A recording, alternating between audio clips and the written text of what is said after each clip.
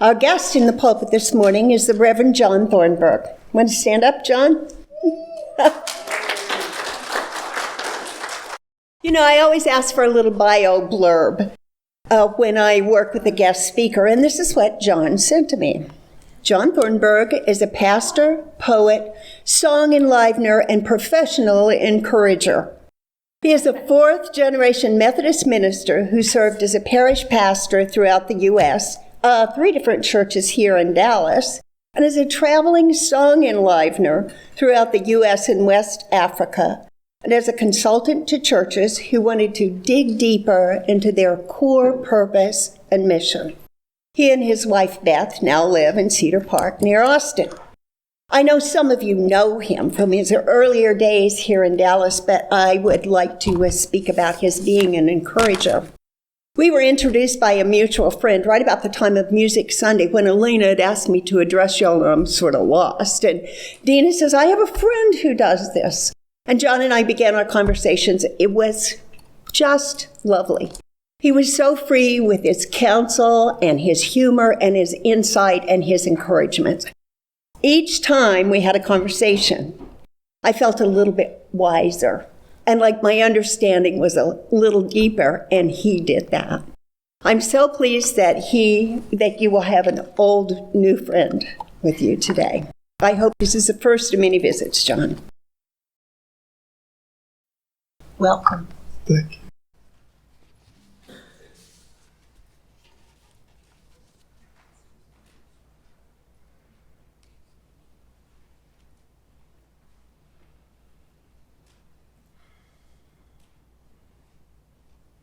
Just needed to see y'all.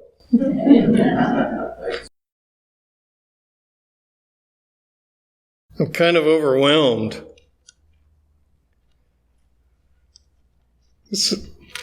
Walking into a new religious community has its gifts and its anxieties.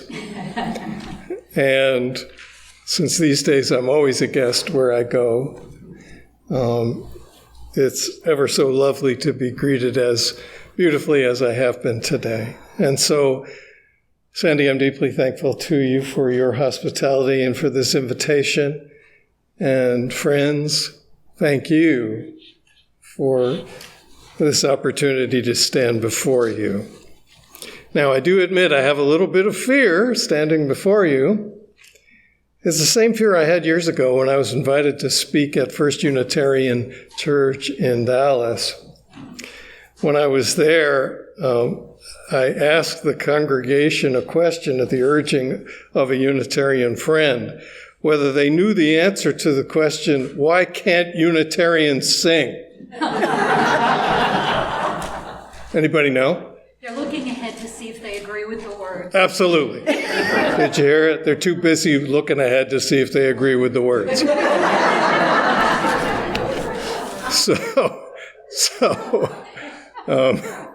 So God bless you for looking ahead to see if you agree with the words. So the fear, of course, is that you're looking ahead to see, what about what I say doesn't hold water. So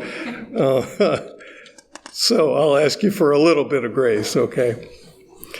I do thank you for this opportunity to engage in the religious life with you today.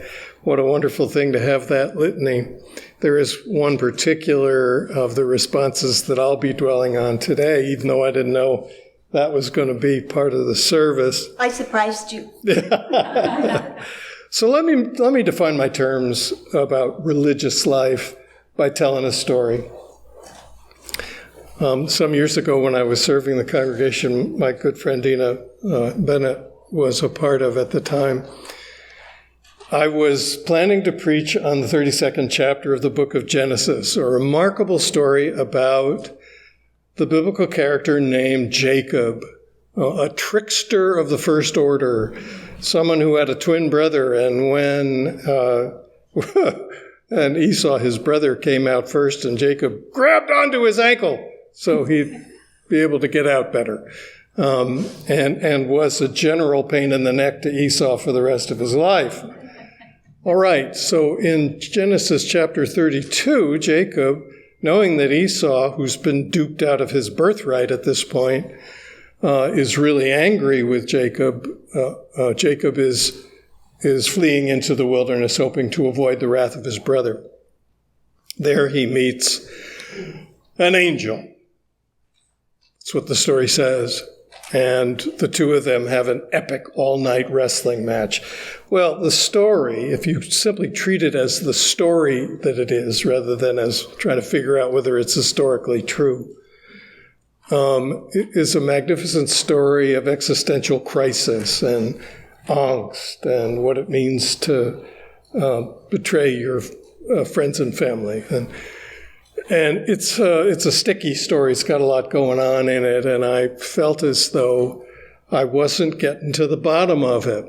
Of course, there was that little demon resting on my shoulder saying, well, after all, you have to find out what the right interpretation of this story is. There's one thing that's the most important thing to say. So I wanted an expert, and I called my mentor and friend David Stern, the senior rabbi at Temple Emmanuel in Dallas, and I asked if he'd go to lunch, and he said he would.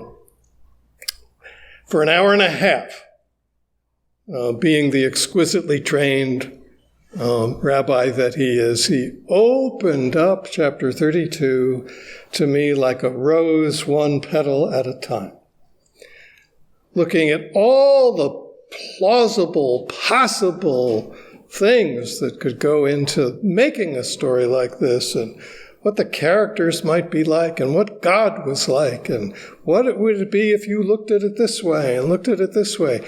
And I was amazed and in awe of this rabbi's ability to open up this story. But then there was the part of me saying, well, David, swell, but come on, what's the point? Now, thank God I didn't say that. But at the end of our lunch, David stood up and he looked at me kindly and he said, John, I want to thank you for doing the religious life with me today. And I knew that when he had said it to me, he had changed my life in a measurable way. Because he had said, it's not about being right. It's about the journey that we make. It's about how the story invites us to look more deeply into what joins us as human beings. It's not about the pursuit of some unattainable, utter, deep meaning. Honest, humble conversation, I learned at a deeper level, is the currency of the religious life. It's essential to hold on to that in a moment in our history in which we seem to be capable only of shouting over each other. So I thank you in advance for engaging in the religious life with me today. The fact that you've opened your doors and your spirits to a 68-year-old white male Trinitarian United Methodist is something I deeply appreciate. I'm also aware that you have just said farewell to a beloved interim leader, Chris, and that you're in a liminal moment as a congregation as you await Aya. So showing up today to hear a stranger is a very gracious thing, and I thank you for that. Now, speaking of liminality, and this is really what I want to speak about, this betwixt and between moment you are in as a congregation right now. When you've got 1 foot in what you used to be and 1 foot in who you intend to be, there are some questions that can be helpful. And so I want to raise a few of them in your presence today. These aren't the only questions that will be helpful moving forward, but there's some of them. In the work of the 10 years leading up to my retirement last November, I frequently met with small groups in congregations who knew that for one reason or another they were adrift or unclear that they were showing up, but were unclear about where they were heading. Occasionally, I hasten to add, I was with a congregation that knew that they were capable of making an enormous difference, but weren't completely certain about which way to head. Are you with me so far? Yes. I would encourage them to do an exercise, which I began by asking the question, what's the biblical story your congregation is currently inhabiting? Or, to put it differently, if the scriptures are a mirror, where do you see your own reflection? I did this for 10 years, and I kept a record of the stories that the different members of these teams named. By far, the most frequently named story was the narrative in the Hebrew Scriptures of the Israelites wandering in the wilderness. That 40-year journey that began with the Jewish people being freed from slavery in Egypt and ended with their entrance into Canaan, the land which they had been promised by God. So I began to notice, though, and this was, I swear to God, 19 out of 20 congregational teams, the first story they named was wandering in the wilderness.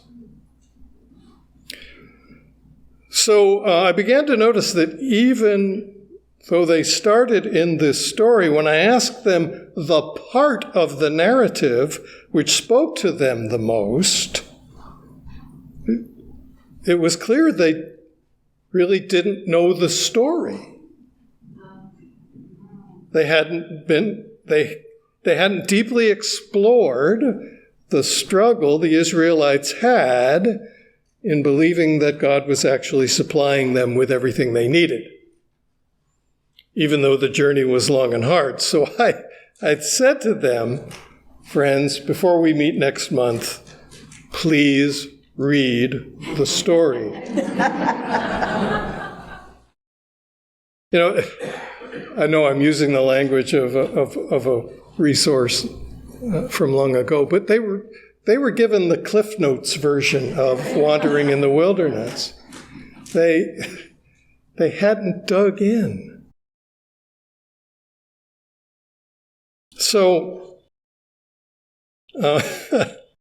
friends, as you look to the new chapter in your congregation's life, especially in this period of post-pandemic uncertainty and awkwardness, I invite you to spend time with what story your congregation is currently inhabiting.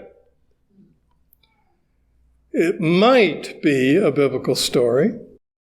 It might be a powerful cultural story found in a great novel or a wonderful movie. It might be a proverb, either religious or cultural.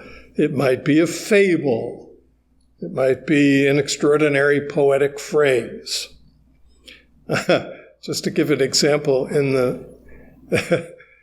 it took the culture of advertising to give an extraordinary cultural story in the 80s. A lot of white America got fed up of turning outward in the 70s because it didn't do anything. We're just as hard off as we always were. Let's turn in, which I think is largely what happened in the 80s. So it took Burger King to give us our theology. Have it your way. Anybody remember it? Yeah. The cultural story. Have it your way. Special orders don't upset us. And so, the tagline, either explicit or implicit, in the life of lots of congregations in America was, we meet needs. That was the tagline. We meet needs. And that meant usually an entirely inwardly focused congregation. We need something that's for us, that undergirds the values we brought into the room today. Are you with me? Okay, so that's an example of a cultural story that was powering, unfortunately, a lot of American religious life. But there are better stories. There are lots of stories. How about the wonderful phrase of Congressman John Lewis, make good trouble? What if a congregation lived out of the story, make good trouble? Is that the story you're living out of? Or is it a slightly more dysfunctional story? We've always done it this way. Or is it a cultural story, or is it a myth of uniqueness? Is it, there's no other congregation in the world like ours? I'm here to tell you, I've worked in hundreds of congregations, and they all have a myth of uniqueness. And you do too. You have to find out whether your myth of uniqueness is keeping you from learning from other people. Or your story might be, you don't have to check your brain at the door here. Or it might be, if you love to argue with each other, it might be, well, you can't make an omelet without cracking a few eggs. You might be living in a fable, like the tortoise and the hare, slow and steady wins the race. Or you might be really fighting against that fable. So I want you to dig into your story. Ask who your role models and mentors are.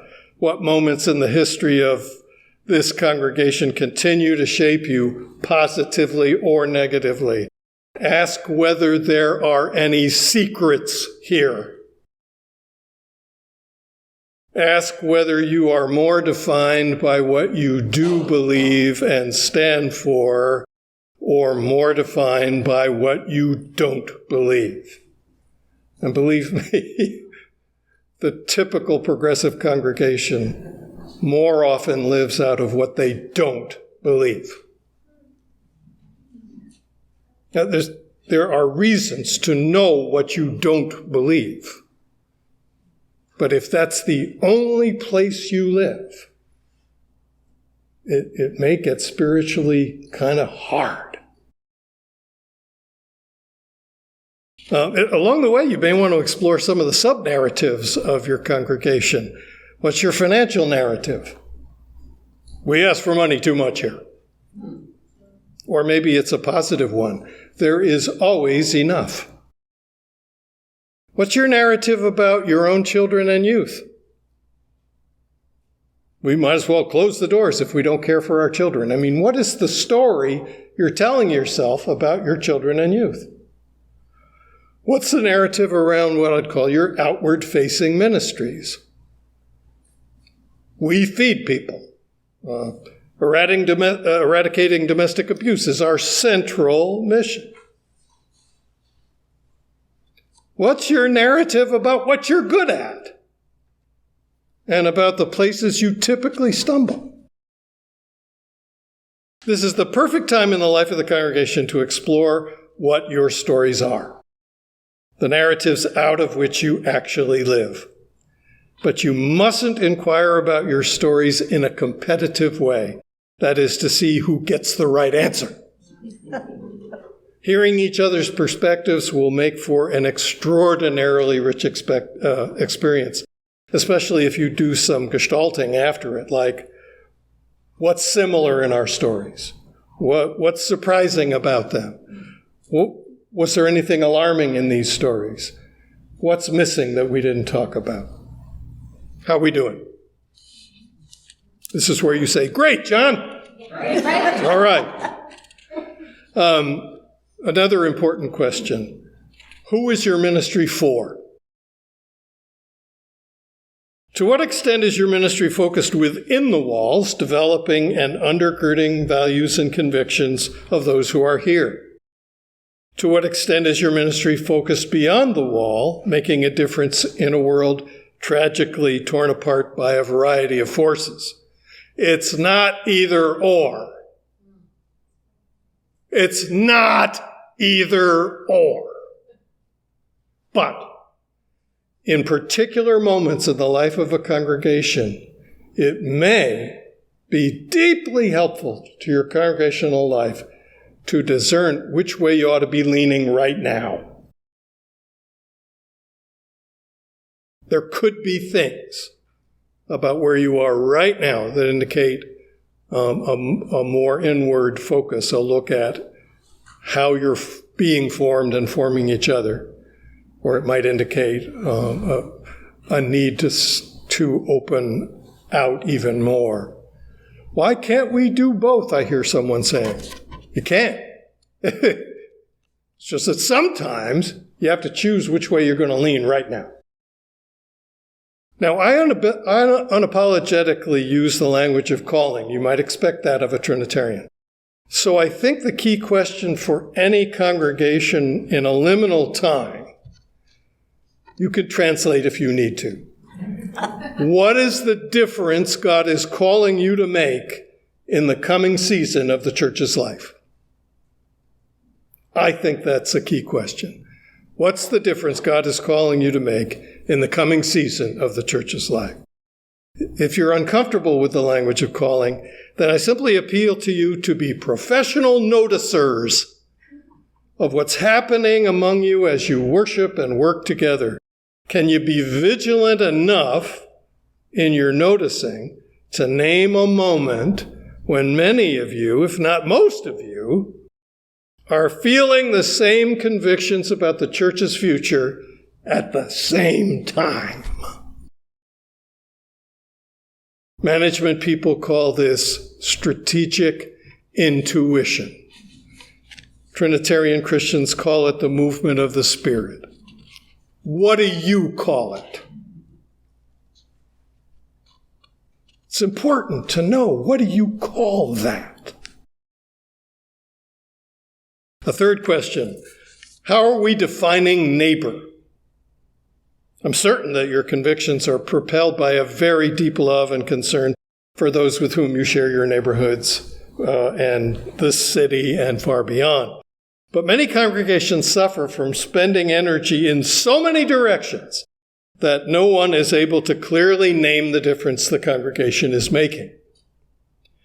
I cannot tell you how many times I asked a congregation what their church was known for, only to have them say, can you guess?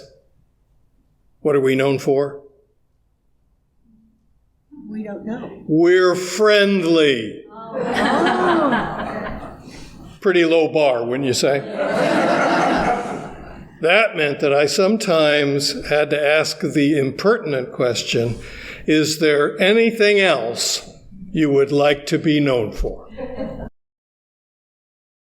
Now, I'm very sober about what it means for a congregation to focus its ministry in order to make a bigger difference. It requires discernment, and that can really be daunting or even threatening to congregational life because it includes questions like, how will we know when we're moving in a faithful direction? But my testimony to you is that there's no greater work a congregation can do than to discern its way forward. And there can be no harder work. Fourth question, and this follows from the hard work of discerning the focus of your congregation's ministry. It's just this. What is the evidence that we're ready to move forward? Sometimes we ask the yes-no question. Are we ready to move forward? The problem is if we ask a yes-no question, if there's a power vacuum in the congregation, the powerful will step into it and give their answer. The better question is, what is the evidence of our ability to move forward? It's essential to know that your decision to move forward is based in real energy, real courage, real imagination, real shared values, and unity, not uniformity. Okay, What story are you living out of? Who is your ministry for? How are you defining neighbor? What's the evidence that you're ready to move forward? Those are at least some questions I think it's pertinent to raise in this liminal moment. I will be hoping and praying that as a congregation in this new season of ministry, you will be ready to name Nashon, the son of Aminadab, as your role model. The one who walked up to here and then went in. Now, in the Jewish faith, the central festival of the year is called Passover, and there is a meal that begins it that's simply called the Seder meal or the Feast of Unleavened Bread. And at that meal, the youngest at the table, able to answer for herself or himself, is given the privilege of asking a profound question. What makes this night different from every other night? And it is then the deep privilege of the family members at the table to explain to that youngest person their own history, their own story of the Passover, of the deliverance from slavery in Egypt. It's one of the greatest rituals that can be named in the religious life, I think. Why is this night different from any other night? Well, friends, community, you, at this moment, when you got one foot in who you used to be and one foot in where you intend to be, why is this day different from every other? I'll be praying for you as you ponder that. It's in the name of God that I've said these things to you. Amen. Now we're going to sing. We're going to sing a song that the words of which I wrote some years ago to celebrate the anniversary of an ordination of a woman very dear to me, who is now my spiritual director. She has always been right on the edge of a deep pastoral concern and love and a prophetic zeal. And she did have a trademark expression, and it was, "Now's the time." So in wanting to honor her on the occasion, the 20th anniversary of her ordination, I wrote these words. What I want to do is sing this for you, stanza 1. And then as the tune becomes a friend to your ear, I invite you to join in with me.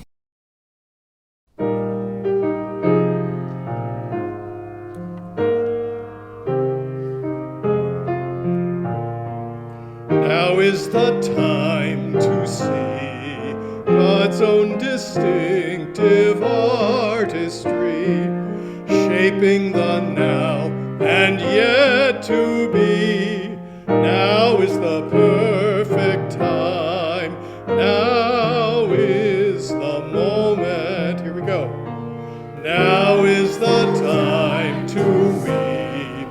Apathy conquers, yet we sleep, mocking the ones whose pain is deep.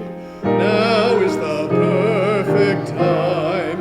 Now is the moment. Now is the time to turn. Guided by grace we cannot earn, making God's love our sole concern. Now is the perfect time. Now is the moment. Now is the time to grow, stretching the bounds of what we know, choosing the steadfast way to go. Now is the perfect the moment.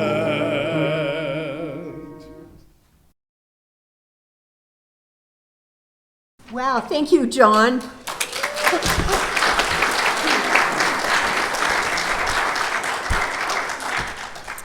Thank you so much.